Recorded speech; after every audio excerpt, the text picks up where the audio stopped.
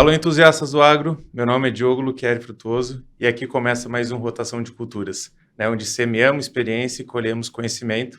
Né? E hoje nós estamos com uma pessoa aqui ilustre, que praticamente não precisa de apresentação, né, um grande amigo, conheci alguns jantares, almoços, fizemos amizades, negócios, mas hoje a gente está aqui por um propósito maior, que é realmente falar um pouco da comunicação para o agronegócio. Sebastião, queria agradecer sua presença aqui com a gente, e se você pudesse apresentar. A gratidão é minha, né, por estar aqui, me fazendo mais conhecido para todo o povo brasileiro, que durante muito tempo me viu entrando na casa dele sem pedir licença, e agora eu podendo dizer, através do seu universo da comunicação, o que me alcança, quais são as influências que eu recebo, qual é a visão que eu tenho e qual é a minha responsabilidade como um agente social. Eu sou brasileiro, eu vivo nesse ambiente perfeito, maravilhoso, que é o celeiro do mundo. E nós temos que assumir essa condição, nós, como todos nós brasileiros, e batermos no peito, termos orgulho de nós temos como alimentar mais de 50% da população da Terra. Então, é uma coisa que nós temos que ter orgulho, né? Nós temos que ter essa visão muito clara. Perfeito, né? E a gente não tem só o papel de alimentar o Brasil, mas como você bem colocou, né? O Brasil hoje é o país que mais alimenta o mundo afora, né? E eu acho que até antes da gente entrar um pouco nessa discussão, porque acho que vai ser uma discussão legal, a gente falar sobre marketing de influência, né? Sua vida com o café, sua parte sustentável na parte de geração, reciclagem de resíduos orgânicos, né? Eu acho que vale a pena aqui uma brincadeira, né? Até quando a gente se conheceu, que cada vez que eu te vejo, você tá com um paletó diferente, né? E aquela pergunta que eu te fiz, né? Quantos paletós você tem, ô Sebastião? Aquele dia você não soube me responder, falou que ia ver. Hoje você tem uma noção de Eu quantos? não fiz a tarefa de casa. Porque Eu você tá não sempre fiz. elegante aqui. Quando você chega, eu falo, nossa, eu deveria ter me vestido melhor aqui para receber o Sebastião. Mas legal, Sebastião. Eu acho que para a gente fluir o papo, né? Para a gente começar, eu sei que você gosta de uma expressão, né? Que você não nasceu, você se materializou. Aham. Né? E um eterno jovem, né? A gente se trata como um jovem eterno. Até quando a gente sentou com a sua esposa para almoçar, você falou que você brinca que os filhos dela, porque você tem uma idade que é uma incógnita, né? Mas esse momento de materialização, né? Se alguém tiver interessado em quantos anos o Sebastião tiver, vai lá no Wikipedia, deve ter, né, Sebastião? Mas aquilo ali é gato, hein? Mas aquele momento lá que eles dizem o gato, não vamos falar data, desde que você se materializou, até o momento realmente que você teve sua ascensão, né? E eu brinco que eu acho que você e o Carlos Alberto Moreno foram os principais e primórdios de influenciadores, porque naquela época a gente via que só autoridades tinham a relevância de influenciar, seria um jogador de futebol, um ator, e vocês entraram num setor ali que vocês influenciaram a população, influenciam até hoje, né, pela carisma que vocês têm, né, mas até você chegar e se tornar essa pessoa ali que se tornou um comunicador dentro do Brasil. Qual foi a trajetória do Sebastião? O que te fez chegar até ali onde você chegou? Então, a trajetória, para mim, eu posso dizer que, e para vocês, foi uma trajetória muito dinâmica, com a influência de grandes literaturas, da minha irmã que ela fazia coleção de livros, né, na livraria Barça, né, que é aquele livro que era entregue, acabei de entregar a minha idade, tá vendo? Putz, grila. Mas tudo bem. Então, os livros que eram colocados de porta em porta e tal, e eu tive a sorte de ter, quando tinha 4 anos, no meu colo, aqueles livros da Barça que falava de grandes artistas, né? Históricos, Fídias, filosofia estoica, né? O estoicismo eu aprendi naquela idade, eu tive contato com isso. E a estética me acompanhou, que é o equilíbrio das linhas, e não somente das linhas, mas das ideias, né? Do sentimento das coisas, escolher as coisas boas, porque a vida é feita de escolhas. E, na verdade, eu costumo dizer que quem não pensa é pensado. E, normalmente, nós optamos por deixar que alguém pense por nós. E eu tive a oportunidade de ser o pensador de mim mesmo e fiz a minha trajetória e continuo fazendo. E daí eu tive a influência do teatro, tendo o Rudolf Stanislavski como minha influência, do balé, Rudolf Nureyev, né? A Madame Blavatsky, que é uma metafísica, né? Todos os grandes russos, não só os russos, mas também filósofos franceses, filósofos americanos, tudo isso contribuiu e contribui muito para construir minha personalidade, né? Meu caráter. Legal, mas eu acho que tem um ponto que eu acho que é muito ícone na sua história, né? Que normalmente a gente fala de se desafiar, ir além, mostrar que a gente é diferente. Eu acho que quando a história é sua, como você realmente se tornou o garoto propaganda da CA, eu acho que diz muito sobre você, né? Você acabou de falar de estoicismo, né? Eu gosto muito de ver o Clóvis de Barros falando de estoicismo, né? Sobreviver à felicidade, não deixar o agora prejudicar o seu futuro. E eu acho que remete muito também a essa história sua inicial, quando você foi fazer aquele teste para se tornar o garoto CA, totalmente outlier, fazendo as coisas, e alguns amigos me perguntam, sabendo que ia gravar o podcast com você, eles falam, meu, o Sebastian Soul é aquele cara ou ele é um personagem? Eu falei assim, eu não sei se ele é ou se ele é um personagem, mas que ele tá 100% dentro dele ou do personagem porque o cara que eu conhecia é o cara da época da C&A, da TV, de todo lugar. E aí eu queria que você falasse um pouco desse momento seu, né? Eu acho que muito pelo seu viés artístico, né? Você se tornou uma pessoa, né? Você já era uma pessoa, mas você se tornou um ícone, né? Naquele momento. E você conseguiu entrar na CA de uma forma completamente diferente do briefing que foi lhe passado. Exatamente. Eles haviam construído, que era o Ralph, o Djebara, Valdicimino, alemão, construíram ali uma ideia de uma campanha publicitária. E tiveram aí o Thomas Roth como produtor musical e o Josias Damasceno, que fez a voz. Eles já tinham construído o conceito, mas faltou, e o José Posse Neto era o diretor daquele primeiro filme, e faltou a cara para aquela voz, para poder dar a personalidade para aquele todo comentário, construção daquele comentário do que era a campanha. Então foi aberto uma audiência, uma audição, melhor dizendo, e eu tive a oportunidade de pegar a trilha sonora do Josias, estudei, construí ali uma mistura de todas as influências da música, que é Louis Armstrong, Ella Fitzgerald, Elis Regina, Wilson Simonal, James Brown. Peguei aquilo, coloquei num processador e surgiu um personagem com as características que o Brasil pôde conhecer, de olho arregalado, movimentos largos, onde eu pude mostrar meu lado de ator, né? Porque eu venho da influência do teatro russo, Vaganova, do Rudolf Stanislavski. Então, eu sou uma consequência disso, né? Que é o mundo do pensar, o mundo do sentir e o mundo do fluir.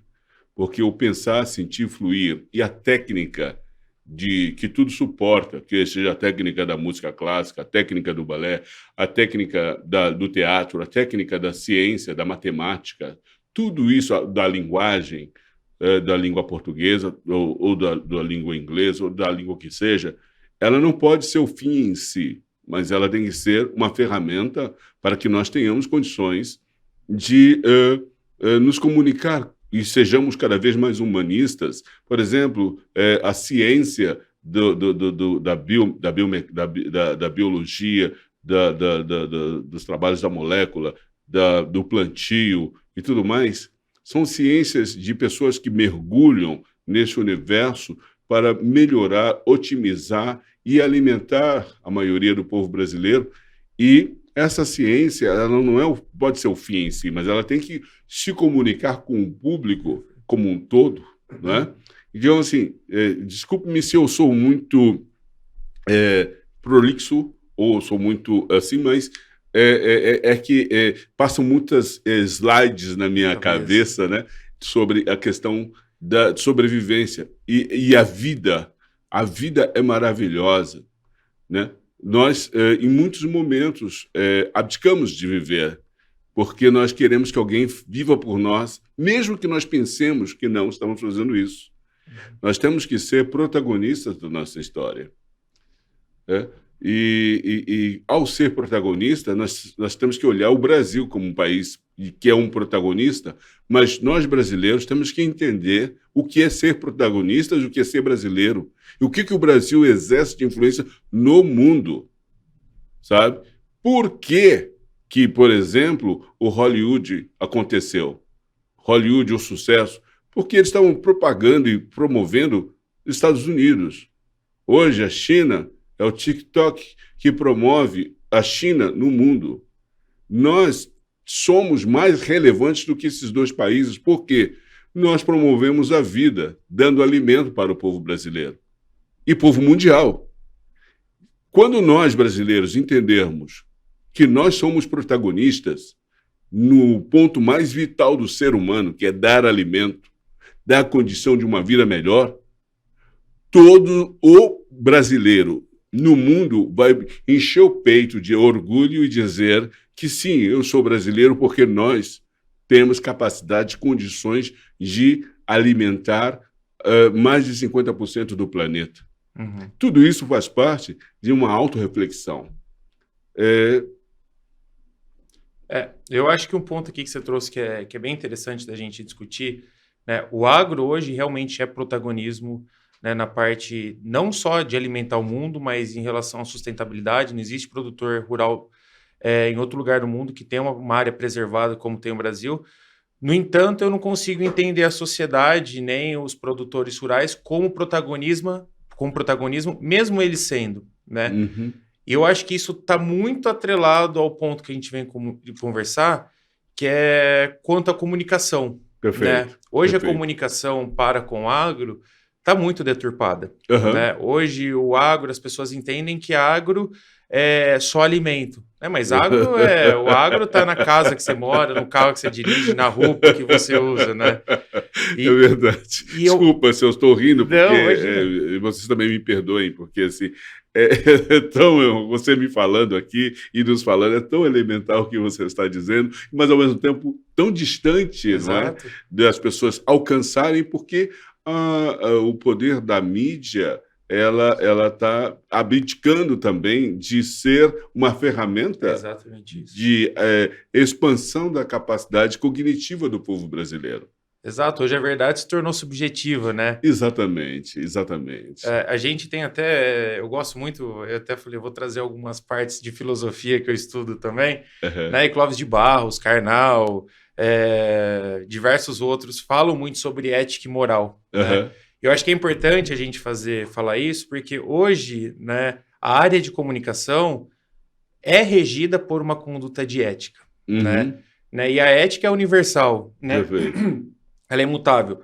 Né? E desculpe também se eu não estou fazendo uma comparação aqui aprofundada como Clóvis de Barros, mas você tem que seguir uma ética, né, no seu trabalho, tudo existe. Mas a moral, né, você que decide. Então, se eu deixar meu tablet aqui, né, você sabe que você tem que me devolver ou entregar para alguém, mas a sua moral vai fazer você tomar a iniciativa de levar embora ou devolver para alguém. Que é uma coisa de empatia, porque você se colocando no lugar de quem deixou o tablet e alguém levar, eu, por exemplo, ficaria chateado. Então, a pessoa que viu o tablet ali, ela não pode se apropriar daquilo que não é dela. Perfeito, isso é moral, né? Porque a ética já está definida, né? Ética é ética. E hoje eu vejo que mesmo com uma conduta, né, de ética bem estabelecida, né, a gente vê que não está acontecendo uma comunicação verdadeira, né? O que nem você falou bastante aqui, de autorreflexão, né? Eu acho que hoje no Brasil nós temos 2 pesos, 2 medidas, né? E convém a alguns veículos comunicar aquilo que lhe faz sentido. E não pensando no todo como sociedade, mas pensando naquilo que lhe convém, seja financeiramente, seja politicamente, ele toma um partido e às vezes a verdade não é comunicada como deveria ser. Né? Recentemente nós tivemos uma fala do nosso presidente atual da República, que ele fala que o pobre é quem consome pesticidas. Por exemplo, isso não é uma verdade. Todo o produto que hoje está no mercado para alimento, seja para o pobre ou para o rico, há defensivos agrícolas para garantir que a gente consiga produzir comida em massa para alimentar todos os brasileiros. Mas você falou uma palavra aí bem interessante. Uma coisa é pesticida e a outra coisa é defensivo agrícola. Perfeito. Então, assim, quando se fala algo que descola da realidade, e promove um ruído desnecessário. Então, a tendência nossa de seres humanos é olhar sempre o que não nos agrada. Perfeito. Se alguém, eventualmente, no trânsito, cai um motoqueiro e sangra, todos nós paramos para ver que o sangue é vermelho. Que ele tá, ao invés de abrir o espaço para que a ambulância chegue rápido, para salvar a vida daquele cidadão. Então, nós temos uma tendência a sermos dramáticos, a olhar o que, de fato, não é o mais adequado, o mais agradável. E nós, como comunicadores, temos a obrigação de convidar as pessoas a fazer uma reflexão sobre o que, de fato, vale a pena observar. Então, quando você fala do defensivo agrícola em detrimento do pesticida, peste vem de peste. Não podemos deixar que as pessoas, como no nosso representante atual, fale tal discurso e nós entendamos que isso faça sentido. Perfeito. Nós temos que aqui, amorosamente, avisá-lo de que nós temos uma ciência bem avançada e que nós somos protagonistas no mundo inteiro. Perfeito. E esse é um valor que não se pode negociar. O Brasil tem um valor incrível. Perfeito. E eu acho que esse que é o grande ponto, que hoje a comunicação vem tentando fazer uma segregação ao máximo, né? Então, é aquilo que a gente estava falando, a verdade já não é mais verdade, mas como que a verdade não é verdade, sendo que a gente é regido pela mesma ética, né? E aí vai dos pontos de interesse, né? E hoje o público urbano, que eu acho que é um dos maiores interesses nossos aqui nesse podcast, Sebastião, é realmente democratizar a visão do agronegócio para as pessoas que não têm o conhecimento entender que o nosso agronegócio é responsável por toda a sustentabilidade, que é responsável pela água limpa que chega em casa, pelo menor teor de poluição, né? As pessoas se esquecem, né? A gente tem um fato que é muito legal no Brasil, e no mundo inteiro, né? Não é do Brasil, que todos os rios nascem no interior do país e correm para o mar. Né? E nós temos uma exceção no Brasil, que é o rio Tietê. Ele nasce do lado do mar e corre para o centro. Exato. Né? E quando a gente vê uma poluição do rio Tietê, a poluição não está sendo feita pelo agro, né? A gente tem 180 quilômetros de poluição que sai dentro dos centros urbanos, então, né? Perfeito. Você falou uma coisa aí, logo lá no início, que você falou a palavra comunicação. Eu diria que é comunicar em ação. O que a mídia jornalística está fazendo, ela está comunicando a inação. Porque comunicar a ação. Ação de quê? De entender, conhecer, expandir e melhorar. Essa é uma ação. Quando você não evolui, não expande, você está inato, você está morrendo. Perfeito. Aí a comunica inação. Isso, nossa, pensei agora. Não, e é verdade. E acho que aí chegando na pergunta, né, a gente vai conversando, chegando na pergunta, você hoje como vê o papel da comunicação, né, não só voltado para o agronegócio, depois a gente já vai afunilando, mas como que você vê o papel principalmente dessas grandes mídias hoje no Brasil, que tem uma tendência, né, a trazer os fatos como eles querem e não como os fatos são? Eu vejo que nós temos que investir na família. Porque esse repórter, esse político, esse empresário, quem quer que seja, nasceu dentro da minha casa, dentro da sua casa, dentro da casa de cada um de nós. Então, nós temos que resgatar os valores da família, resgatar o valor do relacionamento humano neste ambiente, porque quando essa pessoa sai daqui do leito familiar, ela vai mandar e vai levar para o nosso ambiente esses valores. Então, é fundamental que nós valorizemos a família, valorizemos o cidadão e o ser humano individualmente, porque nem é uma questão ligada ao conservadorismo, não. Se tiver que enxergar o conservador, conservar a vida, conservar a família, com que propósito? O propósito de estarmos vivendo uma vida saudável, plena, adequada. Então, esse repórter que deturpa a informação, que mascara a informação, ele se equivoca, porque isso vai voltar para ele, individualmente, para dentro da casa dele, para o filho dele, para os parentes dele. Se eu quero bem para o meu filho, para a minha filha, eu tenho que fazer bem para o meu todo, porque nós respiramos o mesmo ar. Veja bem, tivemos uma pandemia onde todos estávamos com uma máscara. Sabe o que isso representa aos meus olhos? É que todos respiramos o mesmo ar. Era um símbolo para percebermos que nós não podemos fazer distinções sobre tonalidade de pele, poder econômico, o que quer que seja. Nós somos um só. Uhum. Mas, pelo que eu posso perceber, muitos de nós não entendemos essa mensagem cósmica que está nos dizendo que nós respiramos o mesmo ar. Portanto, nós somos um. Eu tenho que lhe respeitar porque eu me respeito. Eu te dou o que eu tenho, eu só posso dar aquilo que eu cultivo. Perfeito. Perfeito. E você fala muito sobre família, né? E a gente entra de novo em comunicação, porque a comunicação está presente desde o momento que a gente nasce até o momento que a gente morre. Isso influencia gerações, isso influencia nossos pais, né? Então a comunicação hoje tem um poder absoluto sobre a sociedade. Perfeito. Né? E quando a gente fala em família, normalmente não sempre, a nossa família tem uma dificuldade hoje de distinguir o certo do errado, né? E assim, claro, não estamos falando de ética aqui, né? O que é certo matar, não é. É certo apoiar o agronegócio, assim, não estamos falando desse ponto. Mas hoje a gente cada vez mais perde o poder de educação, né? Porque a gente vê nossas escolas totalmente pulverizadas. Nós temos aí uma quantidade no Brasil absurda de analfabetos funcionais, né? Que conseguem ver a informação, mas não conseguem interpretá-la da forma correta. E às vezes essa informação que chega para uma família, ela chega errada, ela assume aquilo como verdade, porque ela não consegue olhar para os outros pontos, né? Não consegue pôr os pontos no is, nem as tremas nos us, né? E ela assume aquilo como uma verdade. E às vezes a influência errada na comunicação faz com que aquela visão de família seja deturpada. Né? Perfeito, perfeitamente. Eu creio que poxa, são vários pontos que você trouxe aqui que são relevantes, vitais, e que, por exemplo, eu enxergo que quando nós temos um filho, nós às vezes dizemos para o filho, olha, não põe a mão ali, pois você vai queimar, porque é quente. Ao invés de dizer para o nosso filho, olha, você pode botar a mão ali, você vai ter uma consequência. Então, você pode escolher e não sofrer essa consequência, porque eu estou te avisando, então você vai ter uma escolha. E estimular os nossos filhos a serem protagonistas dos seus caminhos. Mas, normalmente, a gente diz não.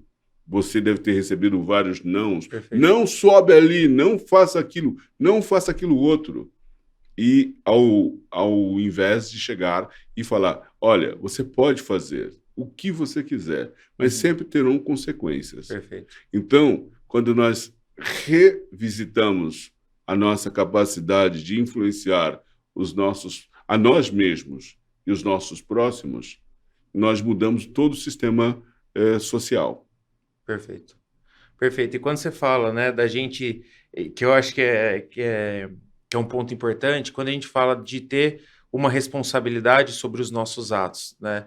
Então, hoje a gente fala, nada mais é do que a liberdade, né? O livre-arbítrio para você fazer o que você bem entender da sua vida. No entanto, eu sinto que normalmente a gente também hoje não sofre as consequências de todos os atos, porque a gente tem uma justiça um tanto quanto seletiva. Acho que não é nem um assunto aqui, mas às vezes as pessoas fazem o errado, mas eu tenho o caminho para chegar naquilo. E a gente acaba gerando aquele ciclo que todo mundo fala, os menos favorecidos não sofrem, né? E os mais favorecidos, seja financeiramente ou posição social, acabam passando pelas laterais e não sofrem as consequências. Então, hoje a gente não vive uma liberdade libertária, né? Na verdade, hoje nós temos diversas entraves no nosso sistema que faz a gente... se eu tenho isso, eu vou fazer. E aquele... Eu acho que é feio falar isso, mas o famoso jeitinho brasileiro. Vou fazer isso, eu vou virar na contramão, vou estacionar aqui na vaga de deficiente. E a gente acaba gerando um ciclo que volta, né? Quando a gente fala do orgulho brasileiro, né? Das pessoas... Pô, a gente tem um país pô, a gente não tem nenhuma catástrofe, não tem terremoto, não tem tornado, a gente não tem neve, a gente consegue fazer 2 safras na mesma área por ano, até 3, dependendo da área, enquanto outros países do norte, que são mais desenvolvidos que a gente, sejam Estados Unidos ou um país europeu, eles conseguem fazer apenas uma única safra.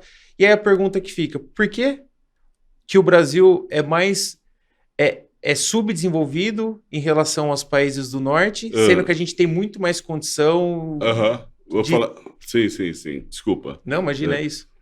Por exemplo, 2 coisas. Você falou o país é subdesenvolvido. Isso é um argumento. Uhum. Né? E aí cabe a cada um de nós aceitar esse argumento e dizer, porque nós somos protagonistas do que proclamamos. Uhum. O que nós falamos vai ser usado a nosso favor ou contra. Perfeito. Né? Então, assim, na essência, nós somos incríveis, mas em todo momento nós proclamamos essa característica. A questão de existe uma lei que ela varia e ela se normatiza conforme o poder econômico. Na verdade, existe uma lei romana, existe a lei americana, o Brasil foi absorvendo essa lei. Mas existe uma lei maior, que é a lei interna, que quando você possa, eventualmente, por alguma razão, ser segregado num ambiente de um presídio, você se torna um presidiário, muitos ficam presos. Outros ali que se libertam, porque a liberdade está aqui. E você lê, você medita, você amplia todo o seu universo, porque quando você dali sai, você sai com uma capacidade cognitiva adequada ao poder que você sempre teve. Porque muitas pessoas acabam caindo no sistema penitenciário não como um castigo, se ela tiver habilidade, mas como uma oportunidade dela olhar para dentro de si e falar o que eu tenho que ver em mim mesmo. Qual é a oportunidade de um auto-reparo? E quando você faz isso, seja por compulsão, porque você foi preso, ou seja por opção, porque você entendeu que você tem que voltar para dentro, o que nos impede de ter essa opção? A ansiedade, pensando no futuro, ou o ressentimento, alimentando o passado. E abdicando do momento mais importante, que é esse que nós estamos vivendo agora. Perfeito. Então, o que eu vejo no universo da filosofia, da ciência como um todo, é a necessidade de se despir e voltar para os pés no chão, falar com as pessoas como elas são, conversar, olhar o olho no olho de quem realmente está largado no mundo do consumo de drogas, quem está se intoxicando, quem está intoxicando com pensamentos errôneos, e voltar para dentro de si. E quando você fala isso, voltamos então para o universo do agro. Eu fui uma bênção, eu recebi uma bênção, porque na minha tenra idade eu tive aula de rotação de cultura, eu entendi como é que plantava, eu engordei porco, eu tive bicho de pé, eu sei o que é colocar uma semente na terra, ela eclode e sair couve, alface, e aí aquilo supre a minha vontade de comer, e eu passo a ter energia para cumprir o meu dia a dia. Então, quando a gente entende que o agro é uma ferramenta da minha existência, da minha qualidade de vida, nós passaremos, então, a enxergar que devemos rever os nossos conceitos. Perfeito. Perfeito. E acho que tem muito o que você traz, né, Sebastião? Está muito ligado à parte social, né? Muito essa parte das pessoas identificarem, né? Até estava essa semana conversando com um empresário que é da parte... Ele tem uma editora infantil, na verdade ele publica alguns materiais para prefeituras do Brasil inteiro. Sim. E quando eu trouxe o fato, né? Eu falei, a gente precisa de alguma forma levar essa informação que você teve, né? Não por opção, né? Mas por que você nasceu ali? Você criou o valor desde a infância. Por quê? Porque você viveu essa sementinha gerando alface, né? O seu porco engordando para virar um alimento. Você viveu, né? O agro de uma forma como opção. E as pessoas que não têm essa opção, ou que nascem no centro urbano, ou que nascem em outros locais que não têm, né, essa formação e essa cabeça de entender o que é o agro, né? Como que elas vão formar essa opinião, né? E a gente trouxe a gente está dividindo esse projeto de democratização para o agronegócio, né, em curto, médio e longo prazo, né? Uhum. E o longo prazo a gente está pensando realmente nas pessoas que hoje estão, né, no ensino básico, como que eles vão entender da agricultura? Por que não a gente participar, né, criar histórias de agricultura para que ele cresça sabendo como que está se formando o agronegócio, ele conhecer a verdade na sua essência, porque é ali que ele constrói o valor, né? Depois que você tem um pensamento fixo, né? Depois que você constrói, né, aquilo na sua cabeça, é difícil desconstruir, né? Exatamente. Né? A base. E tem crianças que vê aí o abacaxi, a melancia, que acho que dá em árvore. Exato. Sabe? Que o leite dá na caixinha, né? Leite vem da caixinha. Gente, temos que ser mais eficientes na comunicação, temos que ser mais proativos, temos que observar a carência do povo para que essa carência seja suprida com uma boa comunicação. Perfeito. Né? E isso nós vamos usar ferramentas, que é da eventuais influenciadores. Se você veja, os influenciadores digitais hoje, eles que fazem? Eles ficam ali diante de uma câmera, rebolando, ou fazem qualquer coisa que não seja algo que alimente a capacidade cognitiva. Eu posso, e eu sei dançar, eu sou um bailarino, eu posso entreter, chamar a atenção, eu posso cantar, eu sou cantor, eu posso entreter e chamar a atenção, mas colocando conteúdos que possam aí gerar uma visão e uma capacidade daquela pessoa que se conecta se superar. Perfeito. E eu acho que esse é um ponto, né? A gente já veio conversando sobre isso, né? E até vendo aqui, né? Porque eu tenho que me preparar muito bem para conversar com você, né? Principalmente uma pessoa que tem um intelecto acima da média, né? Eu vi que você em alguns momentos fala que hoje, né, os principais veículos de comunicação não faz isso que você está falando aqui hoje, de devolver à sociedade através da sua relevância e autoridade, né? E eu acho que você faz e fez isso muito bem, né, através de alguns projetos sociais, né? Queria que você falasse um pouquinho desses projetos sociais. Então, eu tenho, junto com a minha esposa, um projeto chamado Núcleo de Arte Cênica Sebastião, que já existe há 18 anos em Osasco, e as crianças ficam 10 anos conosco, sob nossa responsabilidade. Lógico, elas têm sua casa, têm sua escola, elas ficam 10 anos conosco, e ao final disso elas saem para o seu universo de experiências no seu dia a dia. Ali é um laboratório. Né? Eu tive a oportunidade de ser convidado para ser embaixador de uma ONG chamada Recomeçar, do Léo Precioso, que é amigo do Eduardo Lira. Eu tive a sorte de poder estar ali, entender e sentir o universo dos dos egressos, né? Das pessoas que saem do sistema carcerário. Eu pude sentir um pouco essa experiência. Eu recebi a oportunidade de estar ligado com a doutora Priscila Menin, que ela é a embaixadora do Invest Brasil, que ela vai gerar segurança jurídica para todos os empresários internacionais que possam colocar dinheiro no Brasil, né? Pois hoje ainda é um pouco complexo essa segurança jurídica, mas ela está trabalhando nesse sentido. E ela vai cuidar, através da Invest Brasil, dos 27 aeroportos, construindo sala VIP AAA para esses investidores, chefes de estados que venham ao Brasil. Né? Eu faço parte dessa entidade que recebi a outorga do Senado Federal, mas eu quero deixar claro que eu não tenho uma relação partidária, eu sou pluripartidário. A minha relação é com o Brasil.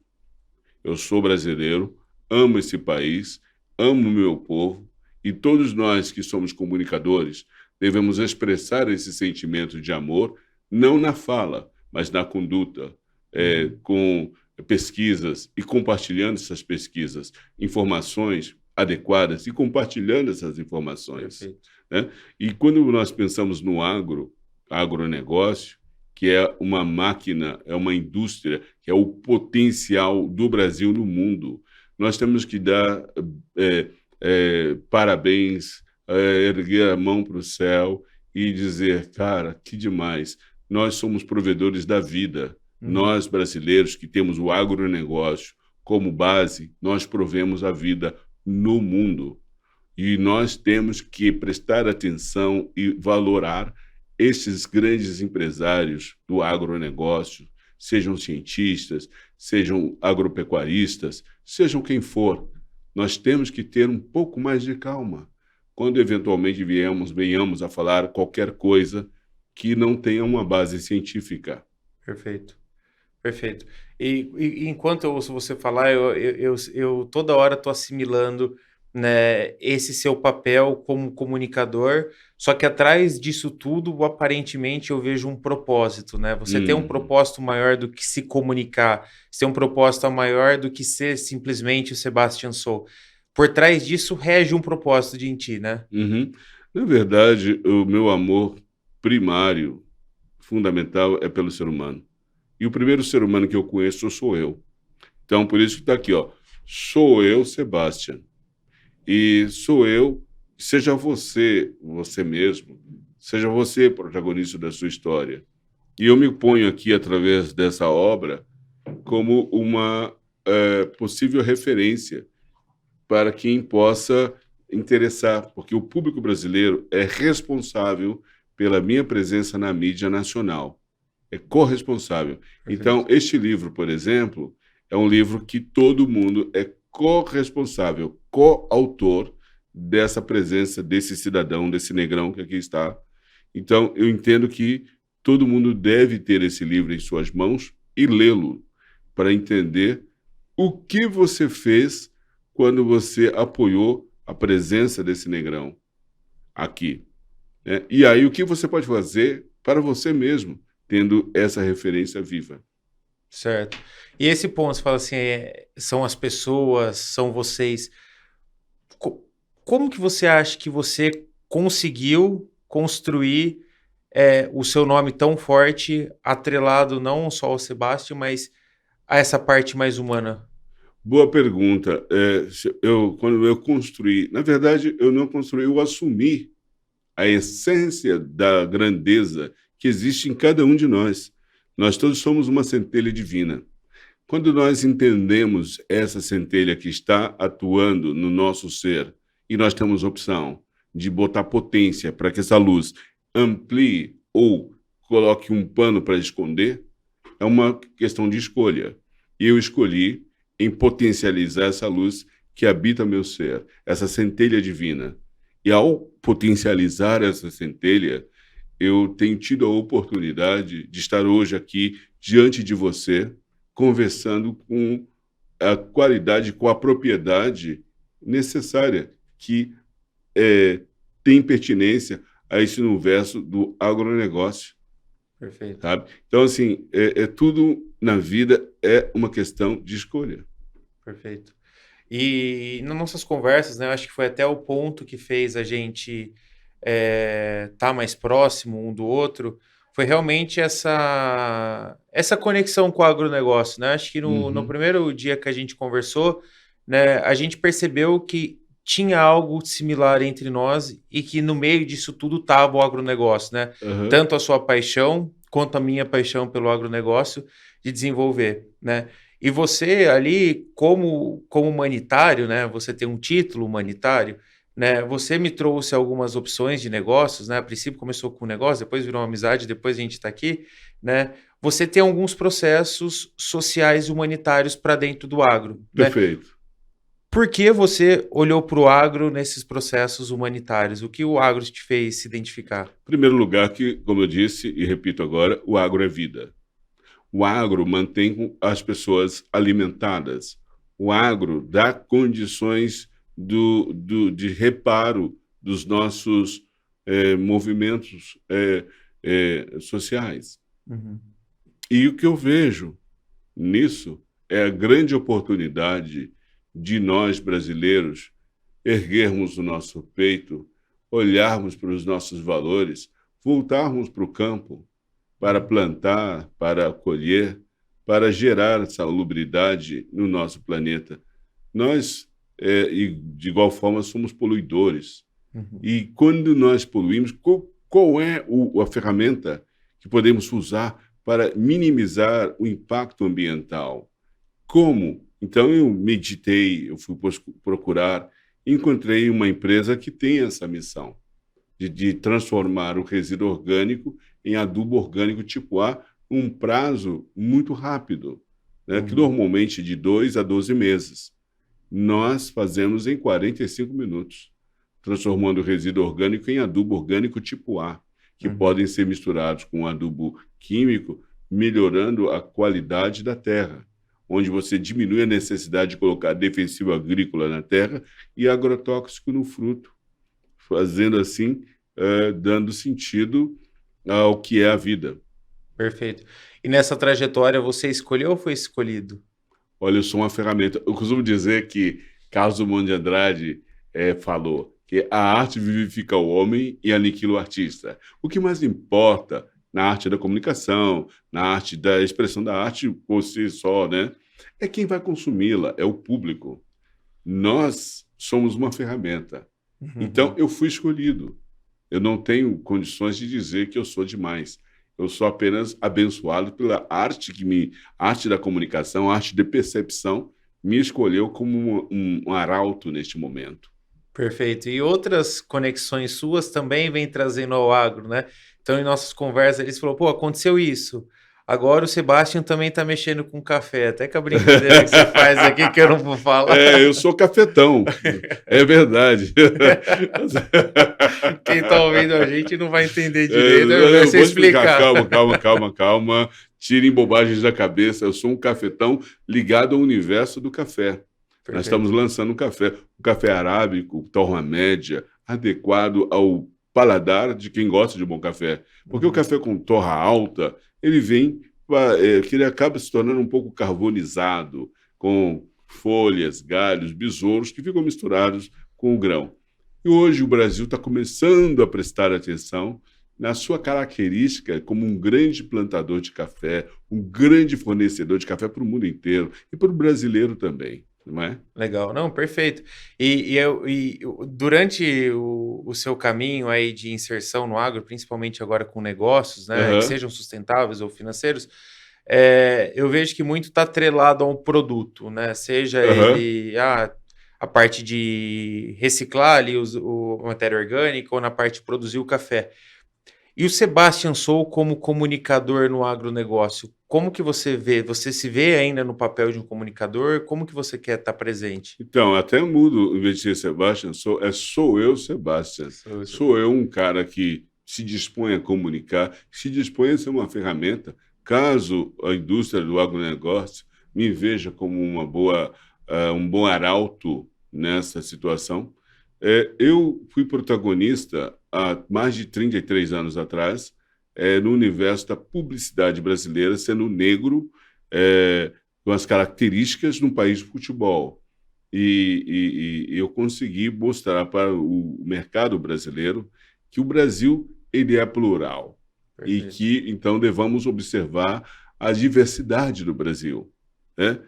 E hoje, mantendo a minha juventude, a minha longevidade e a minha maturidade, eu posso me ver como uma ferramenta para falar através da necessidade do agro com as pessoas que amadureceram comigo e dos jovens que estão vindo por aí, para que eles entendam que é algo a ser prestado atenção com mais qualidade, com mais responsabilidade, não é? Para que, com isso, nós possamos potencializar ainda mais a nossa missão como protagonista no planeta Terra, como o país que vai alimentar todo o mundo. Já está fazendo isso. Perfeito, perfeito. Eu acho que esse propósito é um propósito que vem muito de encontro com a nossa essência Brasil hoje, né? Hoje todas as empresas, né, se posicionam dessa forma, né? Eu sinto que nem todas as empresas realmente usam isso como o ponto central, né? Nós estamos aqui com esse objetivo, né? Então eu sinto que muitas empresas ainda estão um pouco fechadas nesse setor. Ah, eu quero parecer sustentável, mas às vezes eu não sou, né? O Denorex. Exato. E às vezes eu ainda sinto falta, né, dessa dificuldade da gente se comunicar de forma efetiva, né? E aqui eu vou um pouco além, né? Porque a gente está falando muito de sociedade, essa comunicação do agro para a sociedade, que eu acho que tem um papel vital. Mas hoje eu percebo que muito, né, a gente tem esse papel vital, no entanto, a gente não está sabendo se comunicar nem com o produtor rural e a gente não está sabendo se comunicar nem com o nosso público urbano, porque hoje a gente tem, né, a gente estava até em conversa aqui, eu já falei isso outras vezes, mas é um dado legal, né, até você aqui como representante, né, a gente tem hoje 93% do público da geração X, né, com redes sociais, e ao mesmo tempo, desses 93, a gente tem apenas uma representação de 13%. E o que eu digo com representação? Esses 93 se sentem, desses 93, apenas 13% se sentem representados pela comunicação que hoje é feito, né? Muito pelo fato da gente estar cada vez mais pulando para as novas tendências que normalmente são trazidas por pessoas mais jovens, né? Então a gente pega a maioria dos influenciadores hoje, majoritariamente tem menos de 30 anos, né? E normalmente essa comunicação não chega no campo, porque no campo eu tenho majoritariamente tomadores de decisões geração X. E eles não se sentem ouvidos por essas pessoas que hoje se comunicam, né? Então hoje você vê o movimento de todas as empresas, pô, eu preciso usar influenciador, eu preciso usar um influenciador digital para chegar mais longe, mas para chegar mais longe aonde? Né? Porque, beleza, eu cheguei mais longe, gerei engajamento, gerei visualização, gerei impressões. Tá, mas e no final, você conversou com quem? Né? Eu uso uma metáfora sempre na minha vida, que é do bambu. O bambu, quando você o planta, demora muito tempo para ele mostrar seu caule, seu corpo, porque as raízes vão aprofundando. Depois ele começa a crescer, mas ele continua fino e delgado. Porque quando o vento bate, ele enverga, mas não quebra. Ele tem raiz profunda. E quando não tem raízes profundas, ele fica muito robusto, forte, tal, mas as raízes são superficiais. Quando o vento bate, ele quebra e não volta mais. E é assim que acontece com os influenciadores. Não tem raízes profundas. São apenas pessoas que conseguem grandes engajamentos, porque ele é engraçado, porque ele é espontâneo, porque tal, beleza. Eu estou investindo meu tempo, minha energia observando a vida dele, e eu não passo a ser auto-observador. Perco o meu maior ativo, que é o meu tempo, em detrimento de poder ter raízes profundas. Analisar, então, nós, como influenciadores, e as empresas que querem ter seus influenciadores, que procurem ter pessoas que sejam comprometidas com raízes profundas, de verdade, que não pense apenas no dinheiro como o final em si. Dinheiro é uma ferramenta. Se você tem raízes profundas, tem propósitos claros, tá tudo certo, tá tudo certo. Eu imagino que assim nós poderemos avançar. Mas isso não te preocupa? O quê? Essa parte das pessoas se movimentarem e quererem consumir cada vez mais conteúdos rasos. E tudo passa. Nada é permanente. Isso passa. Será? Passa. Mas você acha que não está atrelado muito à educação e falta de interesse? Eu tenho um gurizão em casa de 12 anos e ele tem algumas metas, né, desde de infância de consumir documentário. Nas férias ele tem meta de ler livro. Né? Por quê? Porque eu gosto de ver documentário, eu gosto de ler livro. Eu acho que é a minha essência aí que eu quero passar para ele. Então, querendo ou não, em alguns momentos ele tem que consumir conteúdos relevantes, né, que vai ajudar ele. Mas é aquilo que nós falamos, o fruto nunca cai longe do pé. Perfeito. Perfeito. Mas no momento dele, né, que eu não estou presente ou que ele não tem uma meta, ele procura por facilidade mental consumir conteúdos rasos. E eu acho que isso é uma rotina na qual todas as crianças hoje estão internalizadas, porque na minha época a gente não tinha a opção de colocar o filme ou o desenho que a gente quisesse assistir na hora que a gente queria assistir. A Aham. comunicação era muito seletiva, então eu acordava de final de semana cedinho para conseguir assistir o desenho que passava, sei lá, Aham. numa TV Globinho, alguma coisa. Sim. Fora daquilo, eu tinha que achar outro hobby para ter, né? E o nosso hobby a gente até brinca hoje. Pô, era andar de carrinho rolemã na rua, era soltar pipa, e isso envolve muito mais o social, né? Então eu estava em contato com uma criança diferente de mim, que tinha uma família diferente da minha, e naquele ponto eu já conseguia fazer, pô, ele não tem a condição, ou ele tem a maior Aham. condição. Certo. Mas que geração é essa que a senhora fez? Geração Y? Geração o quê? É, eu acho que já é, eu tenho É, tanta é, geração aí, Vou dizer uma coisa para ti. Eu sou dessa geração. Eu me balizei lá atrás com esses princípios da geração de agora. Uhum, Eu pensava do jeito que eu queria, eu fazia o que eu queria, eu lia ou não o que eu queria, eu tomava as minhas decisões, mesmo os meus pais exercendo alguns limites.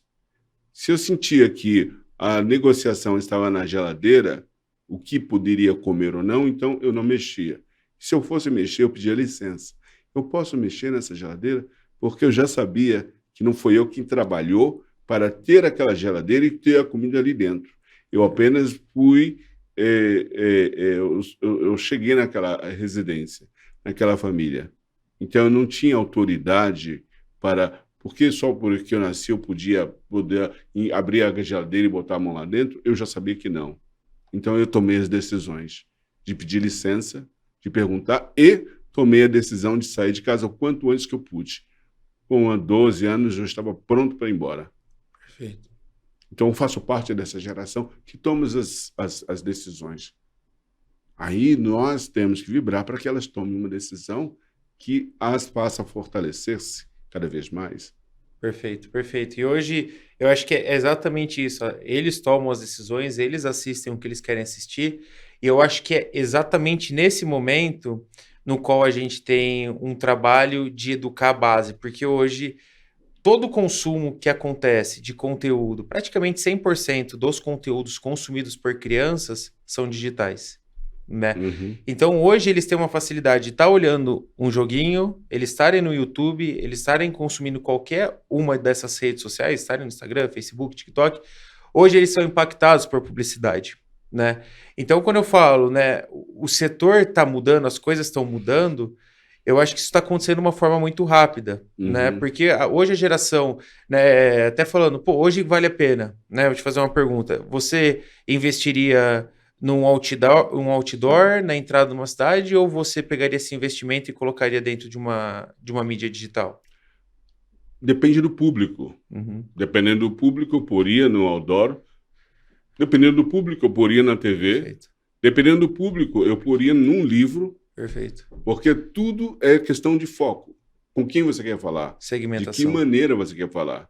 perfeito. Entende? Perfeito, eu concordo, né? Mas, por exemplo, hoje, né, nós temos empresas que falam: ah, eu não vou investir no Facebook, no Instagram, mas eu vou colocar um outdoor na frente, na entrada da minha cidade. Tá. Quantas pessoas passam ali na frente? Ah, não sei, mas é uma cidade produtora, polo produtora de soja. Legal. Quantos tomadores de decisões estão olhando o seu outdoor que a partir daquele momento ele pensa em se converter como um comprador? Aí que tá. Esse é o grande lance. Essa é a pergunta de US$ 1 milhão.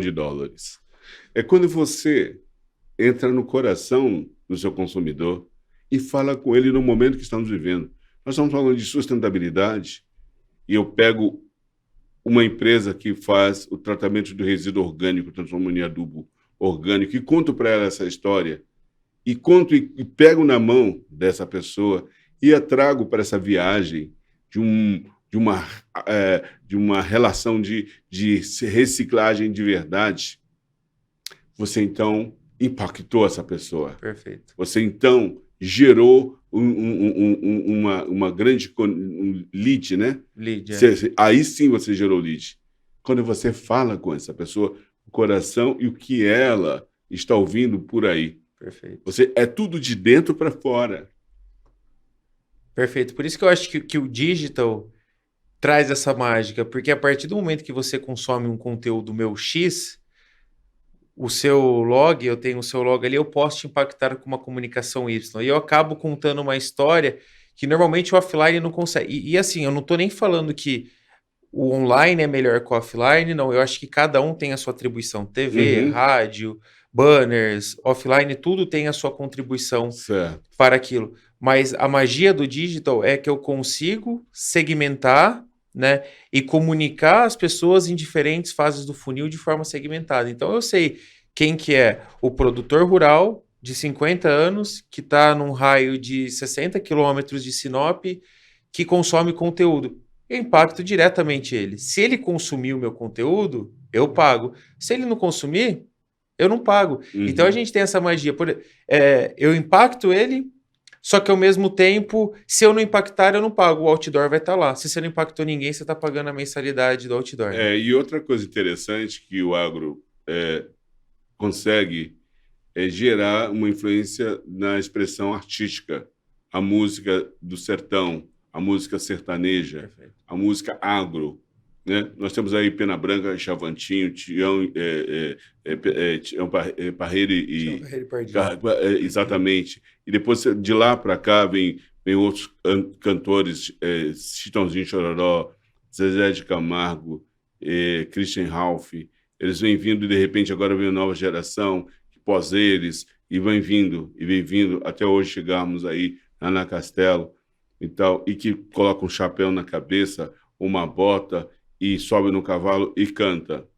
E as crianças acompanham e tudo mais. Você tem isso, que é o estereótipo do universo que se canta no campo. Mas aí você pega esses artistas, eles estão realmente do campo, ou eles por acaso estão lá, mas eles não traduzem aquela linguagem do campo, Ou é apenas um ou é personagem? apenas um personagem. Então, quando você consegue criar uma ponte entre a alma do produto que você quer oferecer e uma comunicação mais intelectual e abre mão da coisa mais sinestésica do evento, do show, e vai lá, naquele homem que olha o sol, olha a lua, sente a chuva, percebe o vento e se integra com o movimento do universo, e aquela planta vai acontecer por aquela lua ser a influência daquele momento, e que eclode, e que no momento de colheita ele sabe como colher para nutrir e fortalecer o campo. Esta essência de comunicação, ela parte para o que é a alma das relações, da comunicar a ação, do perceber, do ver, do sentir e do viver. E eu acho ninguém melhor do que você para falar exatamente isso, né? Quando a gente espelha, eu acho que esse que é o grande ponto do influenciador.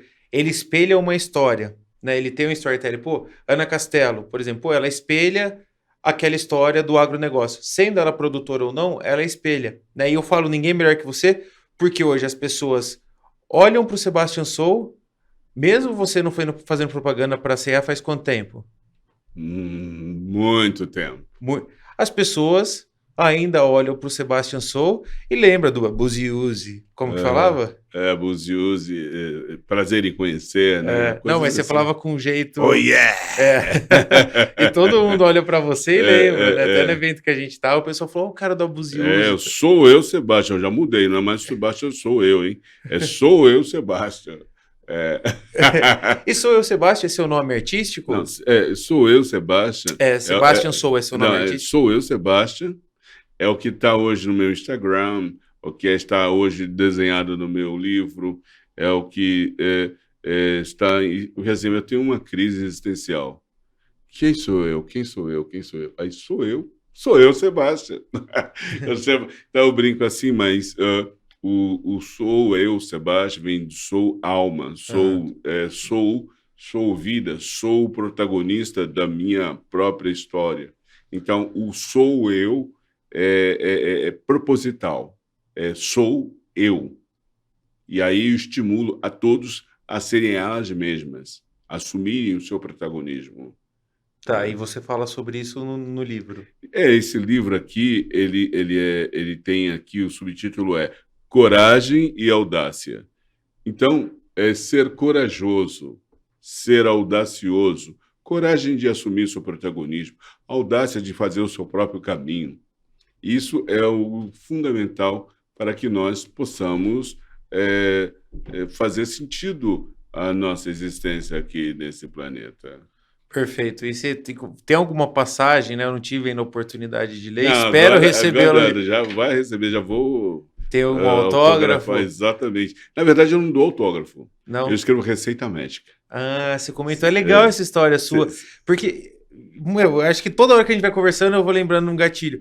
Eu acho que você foi uma das primeiras pessoas que ensinou sobre a experiência do cliente, né? Na verdade, você era um cara que estava a todo momento comunicando C&A, C&A, C&A, C&A, só que a C&A começou com um X número de lojas, após um momento ali, vocês terminaram com outro tanto de loja, e nesse momento de crescimento, você saiu do papel de garoto propaganda e trouxe a experiência para o cliente de conhecer o Sebastian.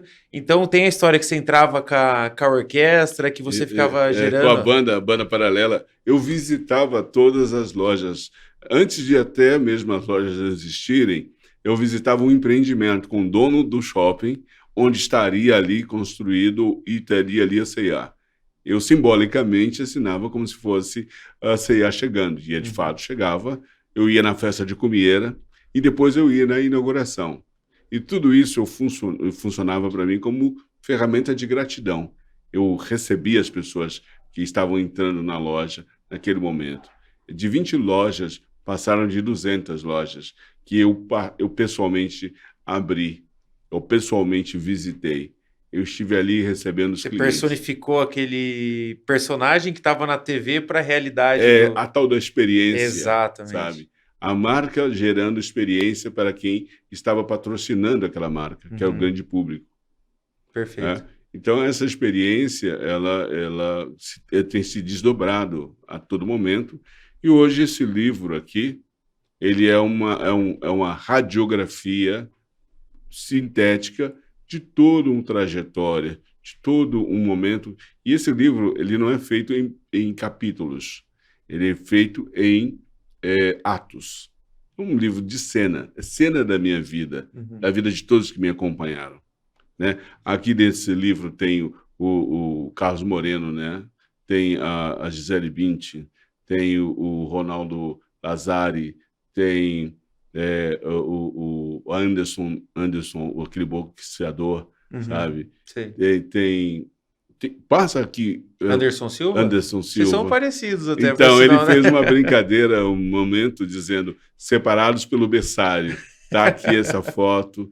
Entende? Ou seja, tem o Rodrigo Santoro, né? Ao meu lado trabalharam grandes modelos, que hoje são personalidades. Pessoas... Você que lançou a Gisele Bündchen, não foi? Eu apresentei a Gisele Bündchen para o Brasil, né? Na época que eu estava protagonizando as campanhas, e ela veio trabalhar ao meu lado, então legal. Eu a conduzi no passarela, sendo assim o apresentador dela para o Brasil. E aí ela ficou durante 4 anos nas campanhas publicitárias. Legal. Não, legal. E aí você moveu multidões. E eu queria saber, quando foi o momento que deu estalo que você percebeu, hoje eu sou uma autoridade na área de comunicação, assim? Como foi esse momento? Quando eu tinha 12 anos, eu falei para minha mãe, falei assim, mãe, a primeira empresa que se conectar comigo vai ser a melhor empresa do Brasil, da América Latina e quizás do mundo. Aí a mamãe dizia, lá vem ele com a filosofança dele. E filosofança, sabe o que quer dizer? Não. Filosofança quer dizer filosofia de criança. Ah, tá. Eu vivia filosofando. Eu sempre filosofei, né? E essa filosofia tem a ver com projeção, futurologia. Eu dizia o que vai acontecer. Porque estava acontecendo, mas vai acontecer aos olhos do público. Eu profetizava. Eu sempre profetizo. E a minha profetização se consolida. E tudo que nós profetizarmos, se você disser, eu sou uma pessoa triste, ok, perfeito, você conseguiu. Você é uma pessoa triste porque você praguejou, você falou, então será. Agora, se você disser, eu sou uma pessoa saudável, sou uma pessoa adequada, eu sou uma pessoa merecedora de bênçãos, você será, porque você já programou, praguejou, e aí se dará. Não, perfeito. Eu até acordo toda segunda-feira, que é o único dia que eu consigo acordar junto com a minha esposa, que ela não trabalha de manhã. Eu acordo, eu coloco uma música, depende do dia, eu coloco uma frequência, a frequência da cura, a frequência da esperança, a frequência. Aham. E eu fico repetindo, tá chovendo, tá? Que dia maravilhoso, e fico acordando minha mulher. Minha mulher acorda segunda-feira num dia mais radiante. Por quê? Porque eu gosto de fazer essas afirmações junto com ela, porque eu acho que é exatamente isso. É profetizar. A partir do momento que você acredita que aquilo que você está falando é uma verdade, aquilo se torna uma verdade, né? Uhum. Eu ouvi parte da sua trajetória no qual você fala que o seu auge não foi o Garoto C&A, né? Não, não, não. Meu auge é agora. É, Sentado aqui na sua frente. Esse é o meu melhor momento. Ele não se baliza pelo quanto eu tenho no bolso, mas pela intensidade da minha presença aqui. Esse é o meu melhor momento. Essa é a minha eternidade. Eu costumo dizer que a eternidade se faz dos momentos presentes bem vividos. Ontem já foi, amanhã será. O que eu defino é agora. perfeito. Perfeito. Não, é impactante a gente pegar e ouvir sobre isso, né? Pensar e realmente não só pensar, mas acreditar e crer que o amanhã sempre vai ser melhor Você que hoje. foi perfeito na sua fala final. Crer. Porque existe um ritmo. Acreditar. Crer. É agora. Creio. É como eu tive com o Vilela, em um outro momento, ele fala, eu vou tentar, e eu captei essa fala, eu falei, Vilela, me ajude, tenta soltar, soltou, tenta soltar, caiu, tenta soltar, caiu, eu perguntei, o que aconteceu? Ele falou, caiu, a força gravitacional puxou para baixo. Eu disse, não, você não me escutou, eu te falei para soltar? Não, sim, eu falei assim, tenta soltar. Quando você fala isso, é algo, tenta, o que você quer dizer? O que você está dizendo? Aí nós vamos para a influência do norte-americano, do inglês, let me try. Uhum. Let me try, deixe-me tentar. O problema é deles. Eu não uso essa palavra tentar, eu falo, farei ou não farei. E aí a eternidade se faz presente na determinação e na escolha. Eu acho que esse ponto a gente já conversou sobre isso na mesa do restaurante e eu fiquei matutando isso aí. E eu falei assim, eu tenho um oposto. Por exemplo, eu sou um jogador de futebol. Eu entro em jogo, eu falo assim, eu vou tentar fazer um gol. Não depende única e exclusivamente de mim fazer o gol. Então, por isso que ele tenta. Não, perdão. Vou fazer o gol, porque você está no campo com essa missão. Perfeito. Então você vai fazer o gol. Cristiano Ronaldo e outros jogadores, eles têm a meta, fazer o gol. Por isso o salário é gigantesco, porque fazem o gol, porque desequilibra e realiza. Mas quando eles têm alguma influência externa da torcida, ou da família, ou dos colegas, Ou do tempo. ele perde o foco. Mas se ele manter firme no foco, ele vai sempre fazer o gol. Lionel Messi faz o gol, faz o gol, faz o gol. Foco, determinação, precisão, faz o gol. Perfeito. É de se pensar, né? Porque a gente não domina o tempo. Tudo que aquilo que a gente não domina, a gente não tem certeza. Mas o tempo, ele é agora. Ele é o agora. O tempo é o passado, né? Não, o tempo do presente. O presente não existe se a gente for ver. É agora. Mas agora já... Já foi, mas é agora. Pá, pá, pá, pá, pá, pá. É o pulsar do tempo, do momento presente. E aí, cada palavra que sai com a vibração das pregas vocais, com o sentimento que eclode do coração simbolicamente, mas é o cérebro que manda as emoções, determina a consequência. Que viagem!